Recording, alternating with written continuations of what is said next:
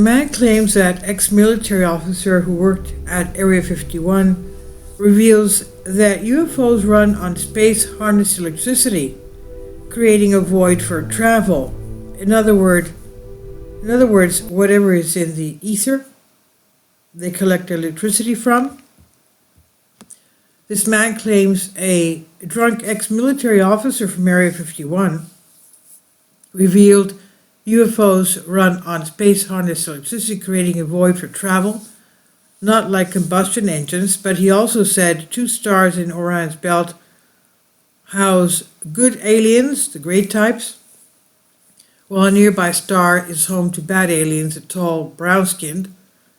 The person recounts a conversation he had with a drunk ex-military neighbor who allegedly worked at Area 51, and according to this man, the discussion took place during a neighborhood blackout when the stars were more visible due to the lack of light pollution.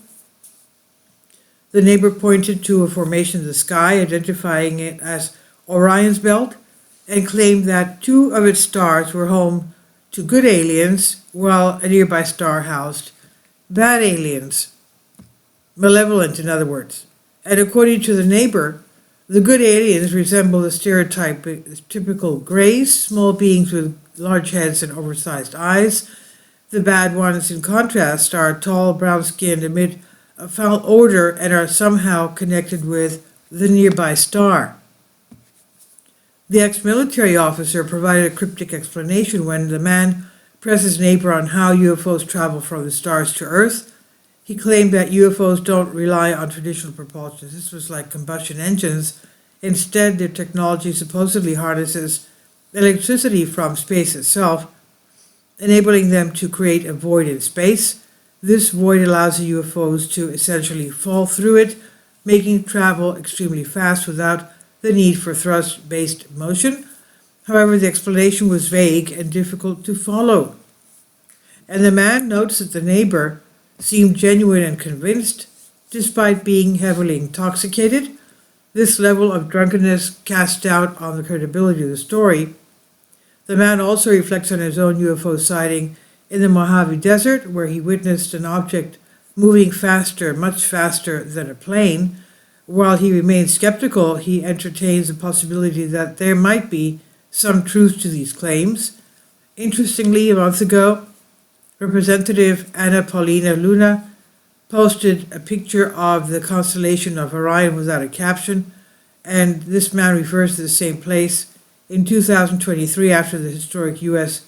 congressional UAP hearings, she claimed she had seen evidence of UFO technology not made by any government.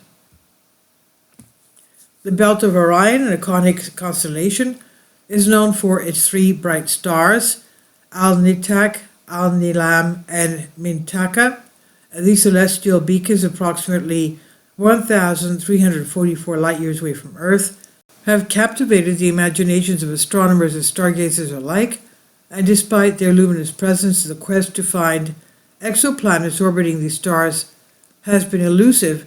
Current investigations have not confirmed any exoplanets, but intriguing signs suggest that there might be more to discover. Al-Nitak stands out as the youngest of the trio at about 6.4 million years old.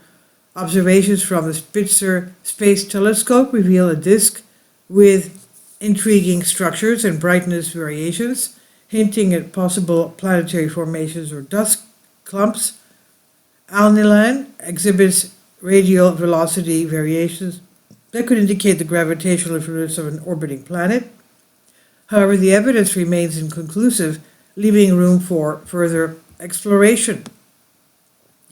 Mintaka, sharing similar age and characteristics with Al-Nitak, also shows a Spitzer disk with intriguing variability. Its age is estimated to be between 6 and 7 million years, making it a relatively young star in the cosmic timeline. And humanoid beings from Orion. On June 11, 2019, Colombia's largest newspaper, El Tiempo, reported that strange tall creatures whose height was more than 2 meters had been regularly seen in Guizzimal since 2012. The creatures always appear at night. They have a strange robotic voice and are dressed in black. Guatemala is a small town near the west coast of Colombia.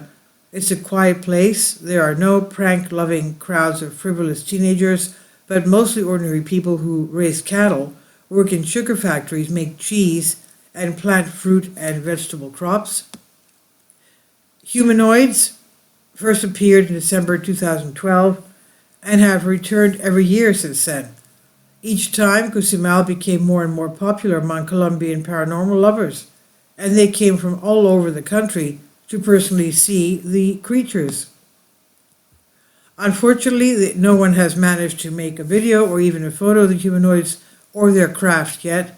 There are only eyewitness accounts, and most often all these stories are mistaken for ordinary urban horror stories. However, something happened in December 2018 that slightly changed the atmosphere around the alien visits to Guatemala. Close contact was made between the aliens and the local farmer Diego Mondragon. Until December 2018, aliens had also flown to his farm, but there were no close contacts then. At the same time, the aliens came very close to the farm buildings, and all the inhabitants of the farm got scared when they arrived, of course, but Diego told them to calm down, saying that they were peaceful. After that, Diego approached the 5 humanoids, and they conveyed a message to him for all humanity. And they said that people need to love each other, otherwise the human race will soon be destroyed. They also said that they have lived in these places for 60 years and that they have a deep underground base near the village. They flew to Earth from planet Orion, they claimed. On the same night, one of Diego's neighbors called the police when he saw tall humanoids on the farm, and police officer Manuel Velanda Marquez responded to the call. When he arrived, there were many people, and everyone was very nervous and shocked. He claimed to have seen dark silhouettes about 2 meters height. He said they were more human beings than we are. They will preserve something of humanity and prepare us for future events. Valendia said his fellow police officers did not believe him, but he insisted that he had seen it all. Diego first saw the humanoids when the dogs of the farm began barking loudly in the night and looked up towards the chicken coops. At the same time, after 7 years of observing aliens in Guatemala, he had never seen a UFO there. Other residents also saw only humanoids. Ufologist Christian Ramos from the Contact OVNI Colombia group became interested in this case in 2013, and according to him, he also saw these humanoids when he came there. In the distance, about 200 meters, there was a silhouette of about 2.3 meters, a thick build, black clothes, a black suit, boots. He wavered from left to right and never remained motionless. He watched us. Since then, police and journalists have interviewed many people in the Guatemala area, and many of them have told them stories of humanoids who could jump over the roof. Besides, they said that some people had also come into contact with them. Orion's belt is not just a beautiful thing to look at, it's also inspired curiosity in stories in ancient cultures. The Egyptians, for example, aligned the Giza pyramids with Orion's belt. This suggests that they had advanced knowledge of the stars and possibly felt a spiritual connection to them. The way the pyramids were built, including the king's and queen's chambers, still sparked debates about their purpose and the Egyptians' understanding of the universe. The Dogon tribe has an immense knowledge of astronomy. They connect Orion to twin gods called Numo, who they say came from the stars to share knowledge and technology with humans. The Dogon also tells myths about Orion's belt, linking it to Amma, their supreme god and the creator of everything. To them, Orion's belt represents a special cosmic place where Amma's orders first appeared. The Navajo people of North America align their 4 sacred mountains in a way that some believe matches the pattern of Orion's belt. These mountains, such as San Francisco Peak, Blanca Peak, and Hesperus Mountain, are part of their spiritual beliefs.